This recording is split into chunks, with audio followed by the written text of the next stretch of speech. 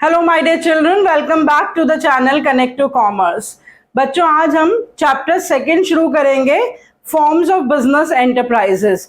Chapter one में business के बारे में बहुत कुछ हम जान चुके हैं। अब सेकंड चैप्टर में कितनी तरह के बिजनेस होते हैं ये सब हम देखेंगे। थोड़ा सा लंबा चैप्टर है, लेकिन फिर भी परेशानी की बिल्कुल भी बात नहीं है। आसान है और इंटरेस्टिंग है, तो आसानी से कर लेंगे। सबसे पहले हम देख लेते हैं कि कौन कौन से टॉपिक्स हैं अकॉर्डिंग टू सीबीएसई सिलेबस जो हमें इस चैप्टर में कवर अप करने हैं। आप भी अपने पास नोट कर लीजिए। शुरू में ही टॉपिक्स नोट करने से कॉन्सेप्ट माइंड क्लैरिटी हो जाती है कि हमें क्या क्या इस चैप्टर में आगे पढ़ना है। सबसे पहले इसमें 5 फॉर्म्स ऑफ बिजनेस एंटरप्राइजेस हमें पढ़नी है। One is sole proprietorship, partnership, HUF that is Hindu undivided family business, cooperative societies and company form of business organisation. और इन पांचों के ही जो सब टॉपिक्स है वो भी मैंने यहां लिख रखे हैं। Features, advantages and limitations. Partnership में थोड़ा सा लंबा है, फीचर्स, एडवांटेजेस और लिमिटेशंस भी है। फिर टाइप्स ऑफ पार्टनरशिप है, पार्टनरशिप डीड क्या होती है, रजिस्ट्रेशन कैसा होता है पार्टनरशिप फर्म का, टाइप्स ऑफ पार्टनर्स, ये कुछ टॉपिक्स हैं जो पार्टनरशिप में हमें एक्स्ट्रा करने हैं। हिंदू अनडिवाइडेड फैमिली बिजनेस बच्चों पहले बहुत प्रेवलेंट था और धीरे धीरे इसका स्कोप कम होता जा रहा है क्योंकि ज्वाइंट फैमिलीज ही खत्म होती जा रही हैं। तो अभी हम इसके बारे में बस थोड़ा सा जानेंगे, that is only the features of HUF। उसके बाद हम करेंगे कोऑपरेटिव सोसाइटीज। कोऑपरेटिव सोसाइटीज में उसके भी एडवांटेजेस, लिमिटेशंस, फीचर्स और टाइप्स ऑफ कोऑपरेटिव सोसाइटीज। बहुत इंपॉर्टेंट और इंटरेस्टिंग टॉपिक है। फिर उसके बाद हम करेंगे company form of business organisation, जिसमें भी features, advantages, limitations, various types of companies और बहुत important formation of a company. पांचों एंटरप्राइजेस में से company is the most and the largest biggest form of business organisation. तो इसकी फॉर्मेशन काफी लेंदी प्रोसीजर होता है। वो पूरा प्रोसीजर, कितनी स्टेजेस होती हैं उसकी फॉर्मेशन में और क्या क्या डॉक्यूमेंट्स चाहिए होते हैं to form a company, that we all have to do under the topic company. ठीक है।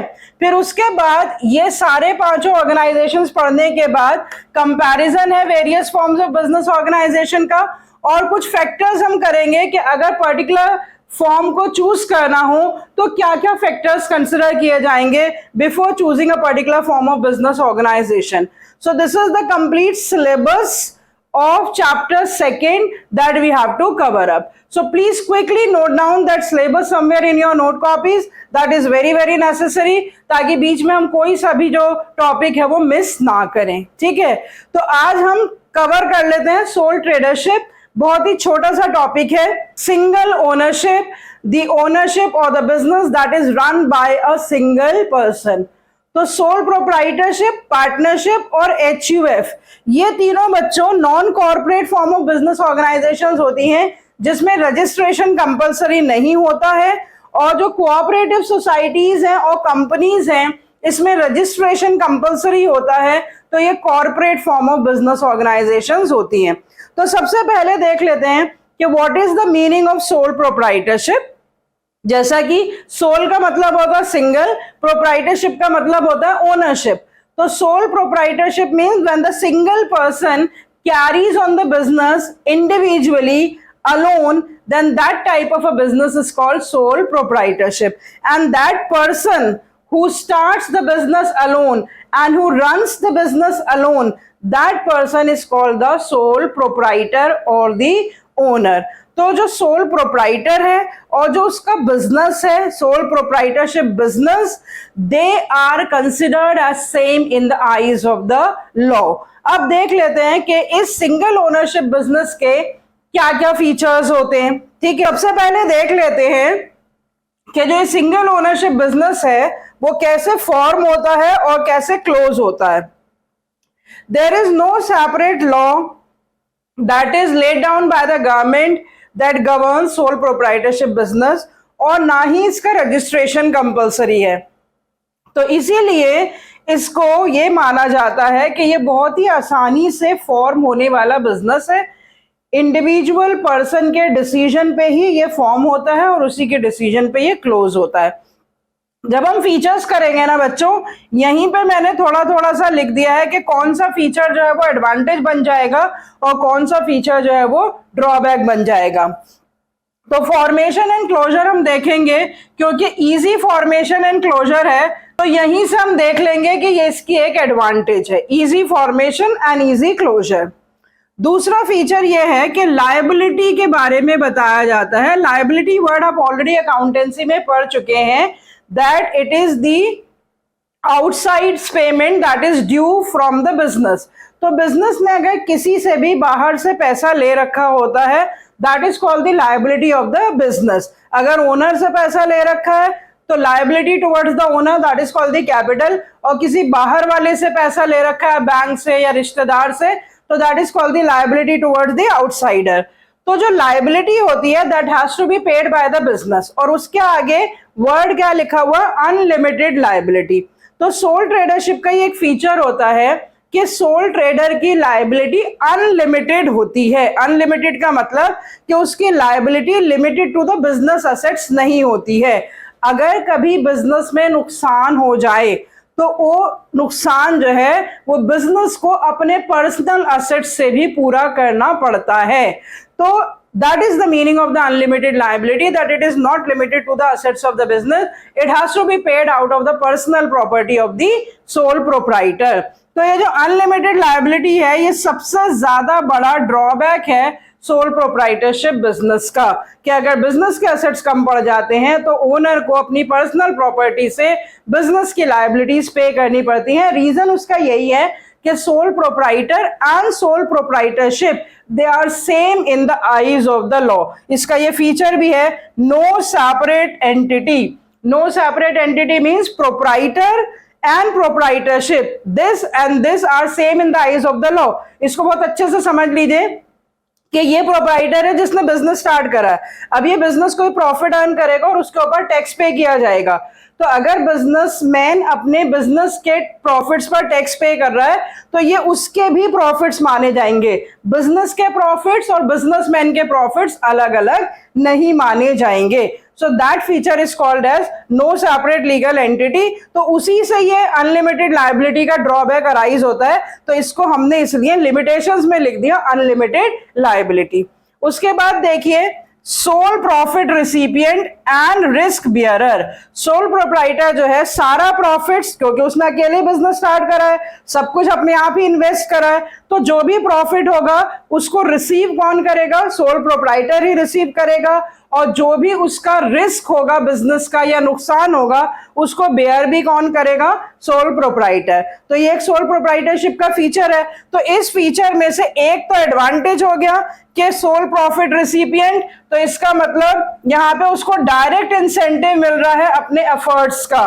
जो भी वो कर रहा है बिजनेस के लिए, जो भी वो प्रॉफिट अर्न कर रहा है, सारा का सारा उसी को मिल रहा है, और there is a direct relationship between the efforts and the rewards. लेकिन सोल रिस्क बियरर, इसको मैंने लिख दिया ड्रॉबैक्स में कि जो रिसोर्सेज होते हैं वो उसके अपने हैं लेकिन रिस्क भी उसके अपने ही हैं। तो जो रिस्क बियरर है वो ड्रॉबैक में चला जाएगा। ठीक है, फिर उसके बाद इंडिपेंडेंट कंट्रोल, कोई इंटरफेरेंस नहीं होता। सोल ट्रेडर जैसा चाहता है बिजनेस के लिए डिसीजन लेता है, जैसा उसको नाम रखना है अपने बिजनेस का, किससे जो है वो रॉ मटेरियल खरीदना है, कहां पर उसको अपने प्रोडक्ट्स को बेचना है, क्या मीन्स ऑफ ट्रांसपोर्ट यूज करना है, every decision he has to take himself and he is free to take any decision। किसी का भी उसमें इंटरफेरेंस नहीं है, कोई उसे बाउंड नहीं कर सकता है कि ये डिसीजन वो नहीं ले सकता। तो अब ये देखिए कि इंडिपेंडेंट कंट्रोल फीचर है, तो इसी में से बेनिफिट भी होगा और इसी में से ड्रॉबैक भी होगा। बेनिफिट क्या होगा, fast decision making, that is the quick decision making.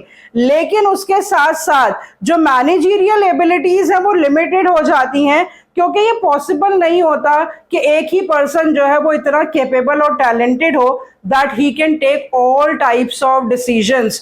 तो उसकी जो मैनेजरियल एबिलिटीज होती हैं या जो उसकी डिसीजन मेकिंग कभी कभी जल्दबाजी के चक्कर में खराब हो जाती है, तो इससे ये ड्रॉबैक भी है कि जो मैनेजरियल एबिलिटीज है वो लिमिटेड है, या डिसीजंस जो है वो अनबैलेंस्ड कभी कभी ले लिए जाते हैं जो बिजनेस के फेवर में नहीं होते हैं। फिर उसके बाद देखिए सेपरेट एंटिटी हम डिस्कस कर चुके हैं, लैक ऑफ कंटिन्यूटी, पूरा का पूरा बिजनेस जो है वो एक ही पर्सन पे डिपेंडेंट है, that is the sole proprietor. तो इसका मतलब अगर वो बीमार पड़ जाता है या वो लंबे टाइम के लिए छुट्टी पे चला जाता है तो उसका बिजनेस बहुत बैडली अफेक्ट करता है। हालांकि बहुत सारे लोग होते हैं, उसके मैनेजर्स होंगे, उसके एम्प्लॉइज होंगे जो उस बिजनेस को चला रहे होंगे, लेकिन वो सारे क्योंकि उस एक सिंगल पर्सन पे डिपेंडेंट है तो डिसीजन मेकिंग में, रनिंग ऑफ द बिजनेस में यहां परेशानी आ सकती है कि उसकी बिजनेस की कंटिन्यूटी उसके एक सिंगल पर्सन से अफेक्ट हो सकती है। तो ये भी मैंने ड्रॉबैक में लिखा है। तो हम ये देखते हैं कि इन सारे फीचर्स से what are the main benefits of this type of a business, के आसानी से फॉर्म हो जाता है, आसानी से क्लोज हो जाता है, जो भी बिजनेसमैन करता है डायरेक्ट इंसेंटिव्स हैं उसको मिलने वाले, फिर उसके बाद डिसीजन मेकिंग उसकी बहुत फास्ट होती है, सेंस ऑफ अकम्प्लिशमेंट मिलता है अगर डायरेक्ट इंसेंटिव है, तो जो कुछ भी वो कर रहा है सब कुछ उसी का ही है, प्रॉफिट रिसिपिएंट वो अलोन है।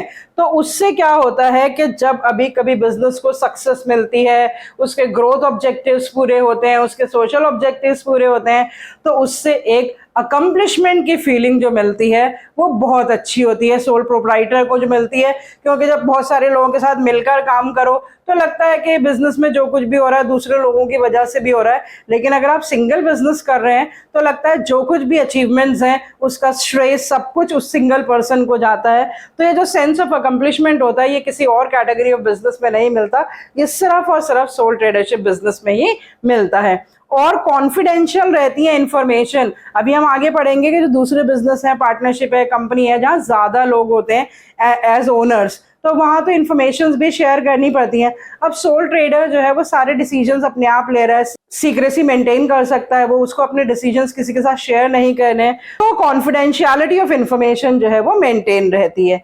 और लिमिटेशंस में देखिए बच्चों कि सिर्फ लायबिलिटी अनलिमिटेड है जो सबसे बड़ा ड्रॉबैक है, बाकी सब तो सोल ट्रेडरशिप में लिमिटेड ही है। रिसोर्सेज लिमिटेड होते हैं क्योंकि उसको सिंगल पर्सन मैनेज करता है, मैनेजरियल एबिलिटीज लिमिटेड होती हैं because a single person can not be expert in taking all types of decisions, और लाइफ भी लिमिटेड होती है क्योंकि कंटिन्यूटी जो है वो उसी के ऊपर डिपेंडेंट होती है। हम ये देख सकते हैं बच्चों कि इस सिंपल एक्सप्लेनेशन से हम सोल ट्रेडरशिप बिजनेस के बारे में काफी कुछ इंफॉर्मेशन हमने ऑब्टेन कर ली हैं। तो एक्चुअली क्या होता है कि oldest form of business organisation तो है ही, लेकिन ये कहीं कहीं बहुत ज्यादा सूटेबल होती है। जैसे हम देखते हैं कि जहां पे डायरेक्ट कम्युनिकेशन चाहिए होती है कस्टमर्स और सेलर के बीच में, सर्विसेज रेंडर हो रही हैं जैसे कि टेलरिंग शॉप्स हैं या ब्यूटी पार्लर्स हैं, तो जहां इस तरह की रिक्वायरमेंट्स होती हैं वहां पे सोल प्रोप्राइटरशिप बिजनेस जो है वो बेस्ट माना जाता है। तो हमसे अगर सूटेबिलिटी पूछी जाए कि सोल ट्रेडरशिप बिजनेस के क्या फीचर्स हैं, क्या एडवांटेजेस हैं, क्या लिमिटेशंस हैं और ये कहाँ पर सूटेबल होता है, तो हम ये बता सकते हैं कि स्मॉल साइज हो, सिंपल बिजनेस हो, लिमिटेड कैपिटल रिक्वायरमेंट्स हो, जहाँ पे बहुत ज़्यादा कॉम्प्लेक्स नहीं है बिजनेस और बहुत ज़्यादा मैनेजरियल एबिलिटीज़ की ज़रूरत नहीं है, और जहाँ पे डायरेक्ट कम्युनिकेशन और डायरेक्ट पर्सनल कॉन्टेक्ट चाहिए between the buyer and the seller या service provider and the service taker, तो उस तरह की सिचुएशंस में sole proprietorship is the best. कभी कभी एक स्टेटमेंट पूछी जाती है कि sole trader is suppose to be the best in the world provided that he is capable enough to manage everything. तो वहां पे आपको क्या एक्सप्लेन करना है, yes sole tradership is the best and the oldest form of business organisation, provided के बाद जो लाइन है कि he is capable of managing everything, तो वहां आपको उसकी एडवांटेजेस, लिमिटेशंस एंड सूटेबिलिटी सब कुछ डिस्कस करना है कि कुछ लिमिटेशंस हैं सोल ट्रेडरशिप में लेकिन उसके बहुत सारे फायदे भी हैं, और इस तरह के बिजनेस में सोल ट्रेडरशिप जो है वो बेस्ट माना जाता है। तो हम आगे क्वेश्चन आंसर्स में डिस्कस करेंगे कि किस तरह से डायरेक्ट क्वेश्चन या इनडायरेक्ट क्वेश्चन या केस स्टडी सोल ट्रेडरशिप पे आ सकती है। तो उसको जब हम पूरा चैप्टर खत्म हो जाएगा, सारी फॉर्म्स ऑफ बिजनेस ऑर्गेनाइजेशन हम कर लेंगे, तब हम उस पर डिस्कस करेंगे। तो I hope with that The explanation about the sole tradership is very very clear to you. आप मेरे चैनल को लाइक एंड सब्सक्राइब करिए अगर अभी तक आपने नहीं करा है, और अपने फ्रेंड्स के साथ शेयर करिए, ताकि सिंपल एंड इजीएस्ट मैनर में किस तरह से किसी टॉपिक को एक्सप्लेन कर सकते हैं, इसका बेनिफिट और बच्चों को भी मिले. So see you next time with another topic of types of business organizations.